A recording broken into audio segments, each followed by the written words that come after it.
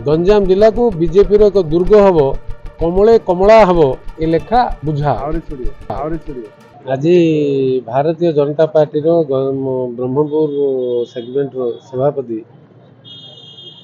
भावे नवनिर्वाचित दल प्रक्रिया भितर गणतांत्रिक पद्धति भितर सरोज साबुत को गुरु दायित्व दिखाई। सरोज साबुत जड़े पुराना कर्मकर्ता जन वरिष्ठ नेता दीर्घ वर्ष धरी दल भितर श्रृंखला भाव कम कर दल तांकर आस्था कर्मी सहयोग आज सी नुआ सभापति भाव दल डिक्लेयर कर आशा ये अवसर शुभेच्छा अभिनंदन आम समस्त समर्थन सहयोग तथा आगामी दिन में गंजाम जिला को एक भारतीय जनता पार्टी दुर्ग हिसाब से काम करने सरकार कर्मकर्ता साधारण कर्मी जनसाधारण और निर्वाचन प्रतिनिधि माध्यम समन्वय रखिकी दल काम को आगू बढ़ेबे।